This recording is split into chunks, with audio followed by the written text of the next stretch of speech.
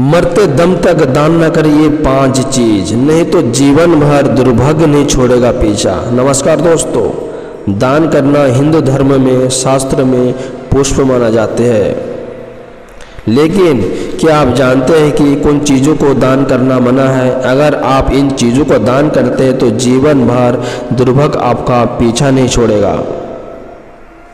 दोस्तों, शास्त्रों में ऐसी कोई चीज़ों के बारे में लिखा गया है जिन्हें मरते दम तक कभी किसी को दान नहीं देना चाहिए। ये ऐसी कुछ चीज़ें हैं जिनको अगर आप दान करते हैं तो आपके घर से बरकत, धन, समृद्धि चली जाती है, जिसकी वजह से आपको दरिद्रता झेलनी पड़ती है, आपके घर में क्लेश होते हैं। दान करना हमारे संस्कृति में बहुत ही शुभ माना जाता है। कहा जाता है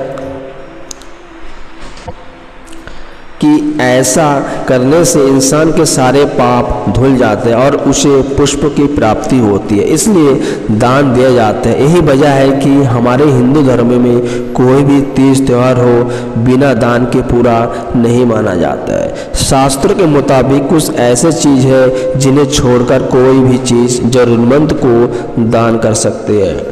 लेकिन अगर आपने इन चीज़ों को दान करा तो इन चीज़ों का आप पर उल्टा असर होने लगेगा और आपके परिवार में संकटों का पहाड़ टूट सकता है।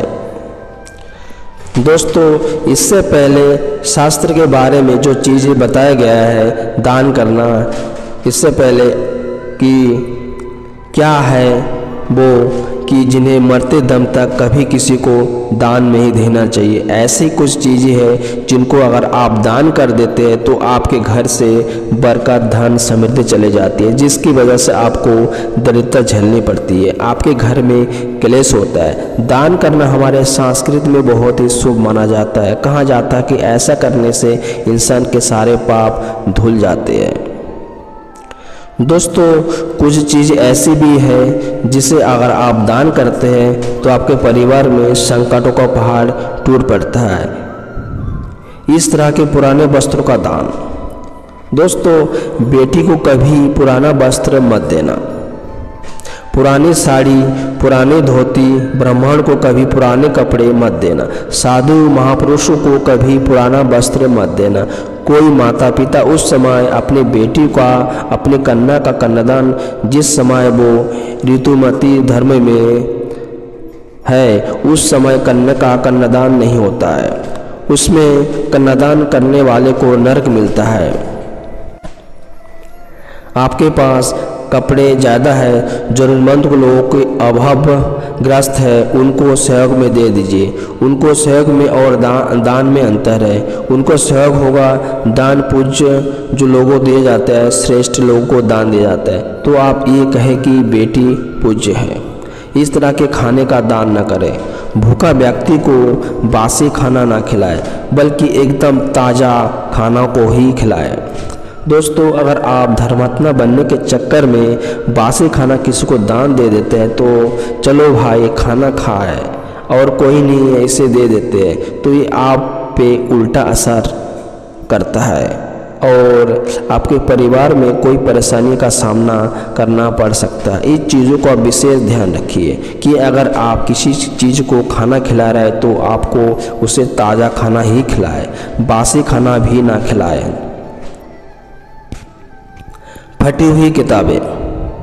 दोस्तों, अगर किसी को आप किताब दान कर रहा है या कोई ग्रंथ दान कर रहा है तो आपको हमेशा उन्हें नई दान करनी है। नई किताबें आप दान कर रहे हैं, नई ग्रंथ है, चालीसा या कथा है, कुछ भी आप दान कर रहे हैं तो वे नए होने चाहिए। पुराने आपको दान नहीं करना है। किसी भी हालत में फटी हुई किताबें ग्रंथ देना अच्छा नहीं माना जाता। ऐसा करने से माँ सरस्वती नाराज़ हो जाते हैं, आपके बच्चे पढ़ाई में कमज़ोर हो जाते हैं। भूलकर भी फटी हुई किताबें या पूजा पाठ की कोई भी किताबें है, कथा, उन्हें आप दान कर रहे हैं तो फटी हुई किताबें बिल्कुल भी ना दान करें।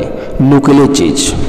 दोस्तों, किसी भी ज़रूरतमंद को कैंची, चाकू या कोई भी नुकीली चीज़ें दान नहीं देना चाहिए। ऐसी चीज़ें दूसरों को नुकसान पहुंचाने वाली होती है और ऐसा करने से दान करने वाले से किस्मत यानी कि माता लक्ष्मी रूठ जाती है, साथ ही उसके परिवार में क्लेश और उसके परिवार टूटने भी लग जाते हैं। तो आप भूलकर भी नुकीली चीज़ों का दान न करें, इन चीज़ों का विशेष ध्यान रखें। इस तरह का तेल दान न करें। घर में इस्तेमाल या खराब हो चुका तेल आप कभी भी दान ना करें। दान करना अशुभ माना जाता है। ऐसा करने से शनिदेव आपसे अप्रसन्न हो जाते हैं और परिवार को बुरे प्रभाव का सामना करना पड़ता है। कहा जाता है कि अगर एक बार शनिदेव किसी से रुष्ट हो जाए तो फिर उसकी ज़िंदगी की गाड़ी जल्दी से पटरी पर नहीं लौटती है। तो आपको भूलकर भी तेल का दान नहीं करना चाहिए। झाड़ू का दान। झाड़ू को महालक्ष्मी का प्रतीक माना जाता है, इसलिए भूलकर भी इसका दान नहीं करना चाहिए। कहा जाता है कि जो लोग अपने घर के झाड़ू को दान कर देते हैं उन्हें दर्द का सामना करना पड़ता है और कोई प्रकार की बीमारियों उन्हें घेर लेती है। तो आप भूलकर भी झाड़ू कभी भी कहीं दान ना करें। दोस्तों, वीडियो में जानकारी कैसे लगी कमेंट बॉक्स में ज़रूर लिखिए और इसका पालन करिए। राधे राधे। जय श्री कृष्ण।